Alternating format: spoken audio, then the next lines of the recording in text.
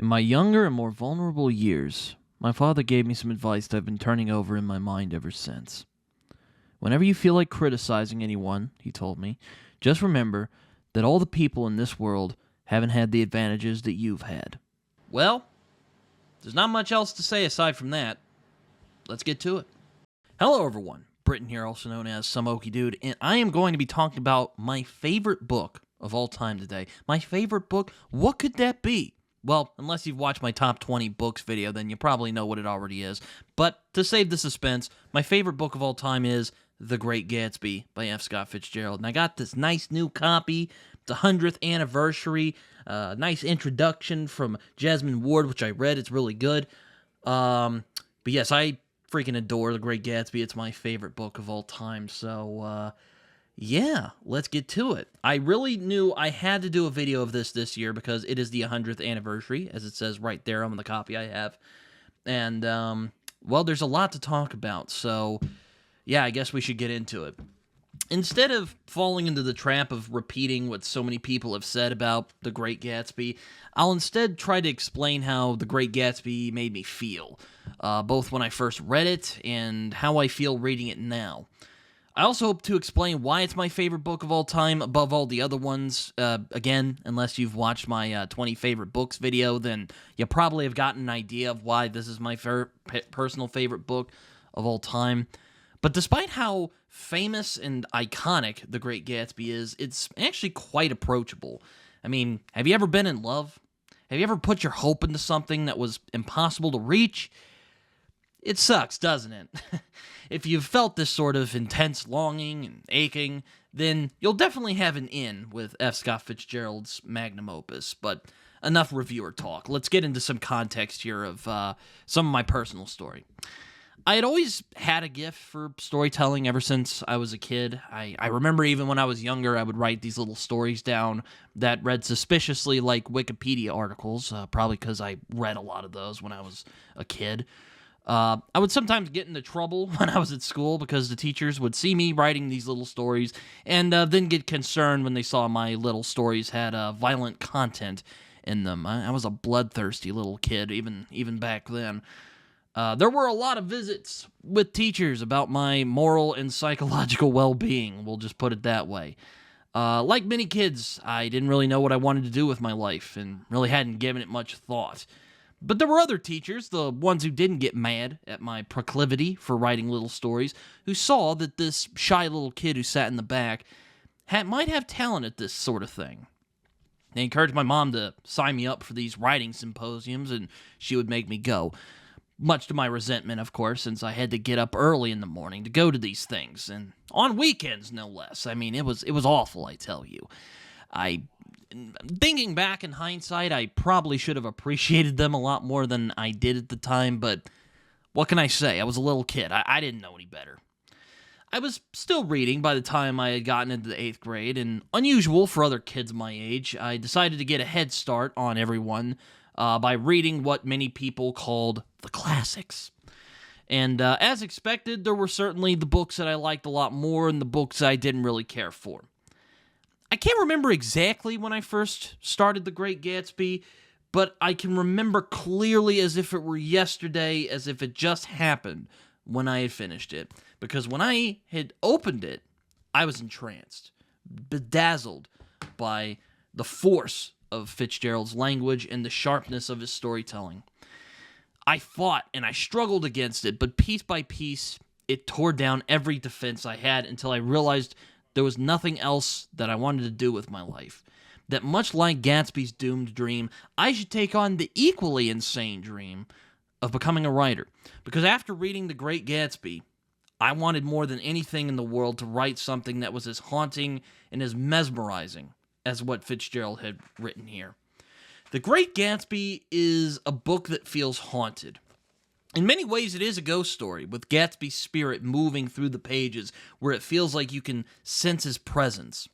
Fitzgerald's language is light and moves graciously throughout the story. Highfalutin, definitely, but it never feels purple or never feels like it gets in the way of the story. With his language, I feel like Fitzgerald is creating a myth of a lost time, of an era, with Gatsby being his doomed hero in the vein of an Achilles or a Beowulf. Thank you, Dr. Chase, for that one. There were passages in this book that were so striking to me that it knocked me over with their beauty. There was dancing now on the canvas in the garden. Old men pushing young girls backward in eternal graceless circles, superior couples holding each other tortuously, fashionably, and keeping in the corners, and a great number of single girls dancing individualistically or relieving the orchestra for a moment of the burden of the banjo or the traps. By midnight, the hilarity had increased.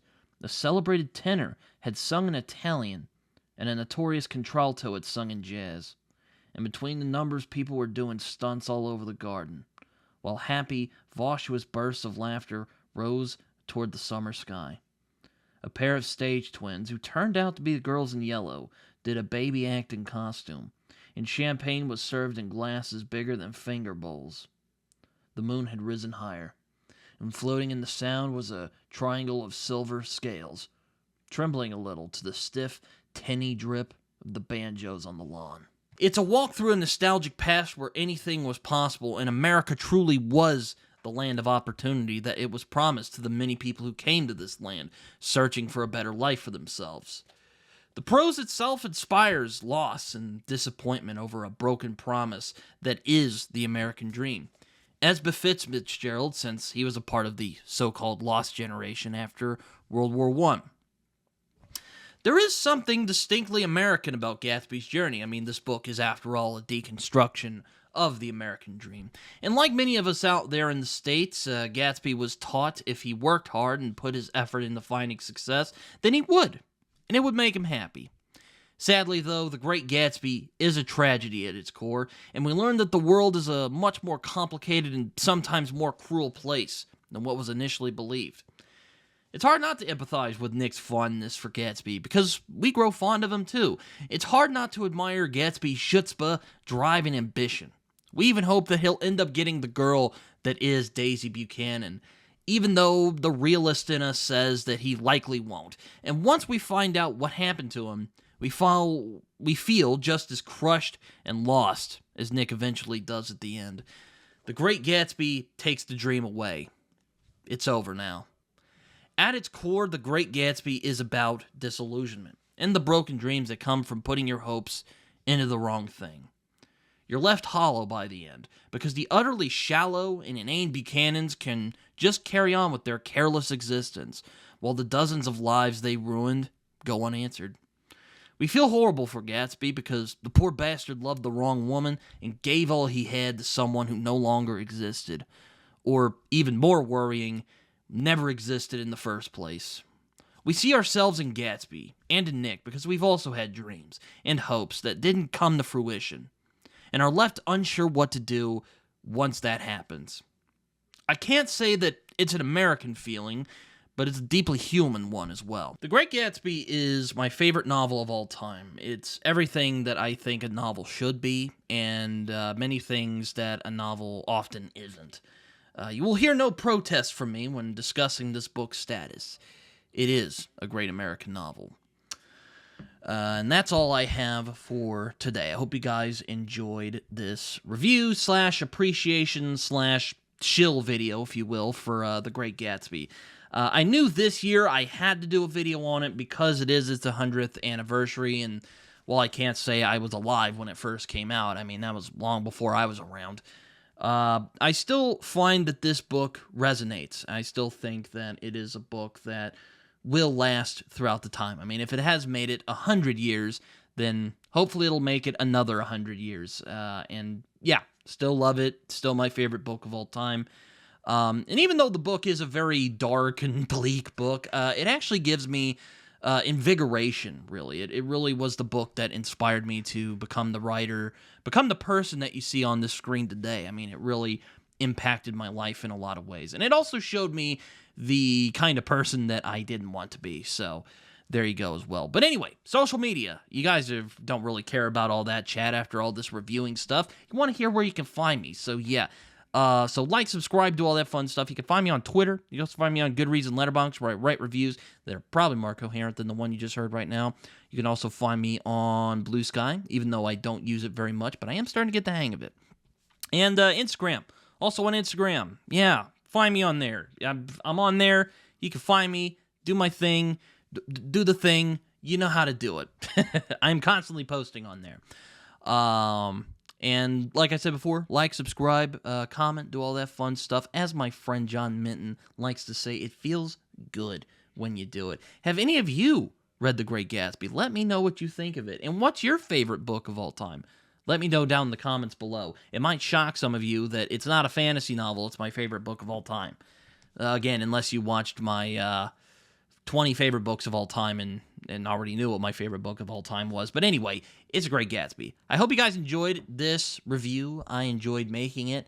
And it actually went really smoothly, believe it or not. I'm kind of surprised how smoothly it went. But yeah, I don't want to waste any of you guys' time, but that's the end of the video. Hope you guys enjoyed this. Until next time. Gatsby's house was still empty when I left. The grass on his lawn had grown as long as mine. One of the taxi drivers in the village never took a fare past the entrance gate without stopping for a minute and pointing inside. Perhaps it was he who drove Daisy and Gatsby over to the East Egg the night of the accident. Perhaps he had made a story about it all his own. I didn't want to hear it, and I avoided him when I got off the train. I spent my Saturday nights in New York because those gleaming, dazzling parties of his were still with me, so vividly that I could still hear the music and the laughter, faint and incessant, from his garden, and the cars going up and down his drive. One night, I did hear a material car there, and saw its lights stop at his front steps, but I didn't investigate. Probably it was some final guest who had been away at the ends of the earth, and didn't know that the party was over. On the last night, with my trunk packed and my car sold to the grocer, I went over and looked at that huge, incoherent failure of a house once more. On the white steps, an obscene word scrawled by some boy with a piece of brick stood out clearly in the moonlight, and I erased it, drawing my shoe raspingly along the stone. Then I wandered down to the beach and sprawled out on the sand. Most of the big shore places were closed now. There were hardly any lights except the shadowy, moving glow of a ferry boat across the sound. And as the moon rose higher, the inessential houses began to melt away until gradually I became aware of the old island here that flowered once for Dutch sailors' eyes, a fresh green beast of the New World. Its vanished trees, the trees that had made way for Gatsby's house, had once pandered in whispers to the last and greatest of all human dreams. For a transitory, enchanted moment, man must have held his breath in the presence of this continent, compelled into an aesthetic contemplation he neither understood nor desired, face to face for the last time in history with something commensurate to his capacity for wonder. As I sat there brooding on the old, unknown world, I thought of Gatsby's wonder when he first picked out the green light at the end of Daisy's dock. He had come a long way to this blue lawn, and his dream must have seemed so close that he could hardly fail to grasp it. He did not know that it was already behind him, somewhere back in that vast obscurity beyond the city, where the dark fields of the Republic rolled on under the night. Gatsby believed in the green light, the orgastic future that year by year recedes before us. It eluded us then, but that's no matter. Tomorrow we will run faster, stretch out our arms farther. And one fine morning, so we beat on, boats against the current, borne back ceaselessly into the past.